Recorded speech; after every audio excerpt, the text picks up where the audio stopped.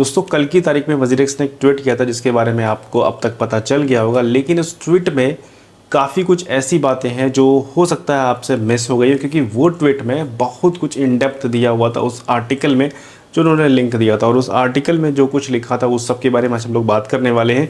और उस आर्टिकल का अगर डिकोड किया जाए शॉर्ट फॉर्म में तो ये कहते हैं कि जितना भी कुछ आज की तारीख में वजीरेक्स की टोकन के साथ हुआ है वो सारा का सारा उसका एलिगेशन लगता है बाइनेंस पर।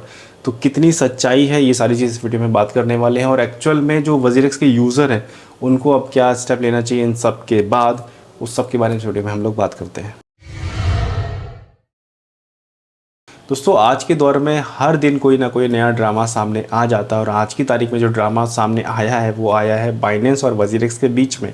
वजीरेक्स जो कि एक इंडिया का एक्सचेंज और बाइनेंस जो इंटरनेशनल एक्सचेंज है, इन दोनों के बीच में काफ़ी अच्छे कनेक्शन रह चुके हैं पिछले साल, उसके पिछले साल और शुरुआत से ही 2018 से ही। तो उस बीच में वजीरेक्स का आज की तारीख में ये कहना है कि जो वजीरेक्स का जो नेटिव टोकन WRX है उसमें बाइनेंस का पूरा कंट्रोल है। बाइनेंस ने उसके ICO जो कंडक्ट कराया वो भी करा, उसका जो फंड आया वो सारा का सारा बाइनेंस ने रखा, और बहुत सारे एलिगेशन है, वो सारे क्या है उन सबको समझते हैं। और बहुत सारी और भी चीज़ है जो इस वीडियो में हम लोग और डिस्कस करने वाले वजीरेक्स के बारे में। तो वजीरेक्स ने ट्वीट तो किया ही किया है, साथ ही आर्टिकल भी रिलीज़ किया है। इस आर्टिकल में ये सबसे पहले इन्होंने सीधे मेंशन किया है कि बाइनेंस कंट्रोल करता है WX के सारे टोकन। कैसे? इन्होंने बोला है कि शुरुआत में जो IEO हुआ, जो लॉन्च पैड पर बाइनेंस का लॉन्च पैड है, उस पर जितने भी टोकन लॉन्च हुए और उससे जो $2 मिलियन का जो फंड आया वो सारा का सारा बाइनेंस ने अपने पास रख रखा है। और उसके बाद the wallet holding locked and release WX token also manage and control by Binance including the release of such token release on WazirX scheduled. मतलब जो भी टोकन लॉक्ड है वो सारे बाइनेंस अपने कंट्रोल में रखता है, और जो कुछ रिलीज़ हुए हैं उनमें भी काफ़ी सारे बाइनेंस अपने पास रखता है। इस बार वजीरेक्स ने जो बोला है कुछ लिस्ट इंटरनेट, मतलब जो उन्होंने एड्रेस दिया है, जो BNB चेन पर जो एड्रेस होते हैं वो सारे इसमें इंक्लूड करके दिया। तो यानी कि वजीरेक्स ने भी कोई हवा में बात नहीं किया है, इस बार वजीरेक्स ने भी बिल्कुल एग्जैक्ट बात किया है। और इन्होंने बोला है कि here is the list wallet where Binance is currently holding 580 million locked and unlocked WazirX token.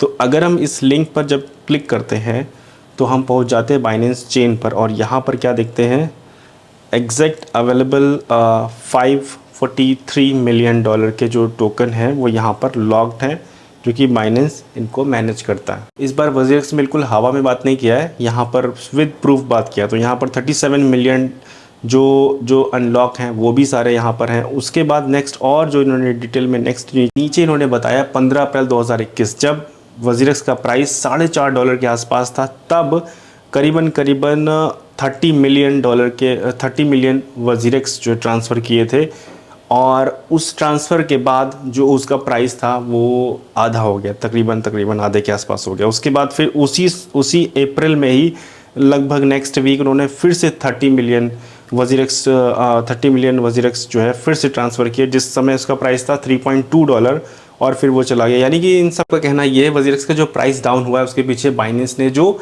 लगातार जो अपना विड्रॉल किया उसकी वजह से। तो क्योंकि इनका कहना ये है कि सारा का सारा कंट्रोल वो उनका था, इसकी वजह से ही सारा कुछ हुआ। तो ये चीज़ पहले क्यों नहीं बताया, ये अब बताने का क्या है।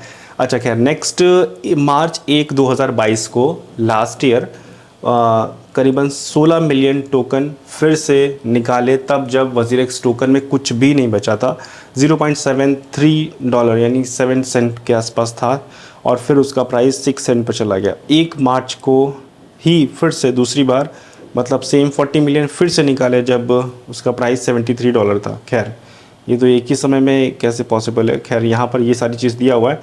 तो वजीरेक्स ने अपनी सफाई में ये सारी चीज़ कही है, और उसके बाद बर्न के बारे में बोला है कि बर्न जो होने थे वो भी नहीं हुए, और 7th बर्न हुआ था अक्टूबर से दिसंबर 2021 में। उसके बाद से कोई भी बर्न नहीं किया, क्योंकि बाइनेंस ने बर्न सारे करने थे और वो भी बर्न नहीं किया क्योंकि बाइनेंस सारी चीज़ें होल्ड करता था। अब यहाँ पर ये सारी चीज़ अभी तक वजीरेक्स ने अपनी तरफ से बोली है, और अगर ये सच है तो बाइनेंस की गलती है, क्योंकि ये जो टोकन है आज किस हालत में है, जिन लोगों ने इसमें ख़रीदा था आज वो किस हालत में है, वो सारी चीज़ लोगों के सामने है। तो बाइनेंस को भी मेरे ख्याल से इसमें कुछ आंसर देना चाहिए और इसी तरीके से आर्टिकल में पूरी टू द पॉइंट एग्जैक्ट बात करनी चाहिए कि हाँ इस तरीके से ये चीज़ें हुई हैं, अगर रियल में कुछ बाइनेंस के पास कहने के लिए है तो वेट करते हैं बाइनेंस के आंसर का। और अभी इस वजीरेक्स के आर्टिकल की देखा जाए तो यहाँ पर ये एक तरफ की बात है और रिज़ल्ट आने देते हैं क्या होता है। फ़िलहाल अगर वजीरेक्स पर अभी भी आप लोग ट्रेडिंग कर रहे हैं तो धीरे धीरे मूव होना शुरू कीजिए। भले ही आपको अकाउंट में विड्रॉल मिल रहा है तो मेरे ख्याल से वो भी बेटर है अभी की सिचुएशन को देखते हुए, क्योंकि सिचुएशन किसी भी तरफ जा सकती है। जब वजीरेक्स जब बाइनेंस देना शुरू करेगा तो शायद स्थिति और बुरी हो जाए। तो मेरे ख्याल से जो वजीरेक्स के होल्डर हैं वो किसी सेफ़ जगह पर रख दे अपना फ़ंड, हो सके तो अपने बैंक में ही विड्रॉल कर लें, 30% टैक्स की चिंता मत करें और दोबारा से किसी दूसरे एक्सचेंज में बाय करें, क्योंकि सिचुएशन कुछ किधर भी जा सकती है। हो सकता है पॉजिटिव हो जाए, हो सकता है नेगेटिव हो जाए। और जो ये ड्रामा शुरू हुआ है और ये मेरे ख्याल से रुकेगा नहीं, क्योंकि यहाँ पर जो एलिगेशन है वो छोटे मोटे नहीं बहुत बड़े हैं, विद प्रूफ है। इस पूरे आर्टिकल का लिंक हम डिस्क्रिप्शन में देंगे, आप भी पूरी चीज़ें चेक कर सकते हैं। दोस्तों ये थी वीडियो, उम्मीद करता हूँ वीडियो आपको पसंद आई होगी। अगर वीडियो पसंद आई तो प्लीज़ लाइक कीजिए, शेयर कीजिए अपने दोस्तों के साथ और चैनल को सब्सक्राइब नहीं किया तो सब्सक्राइब कीजिए। मिलते हैं नेक्स्ट वीडियो में। Thank you so much.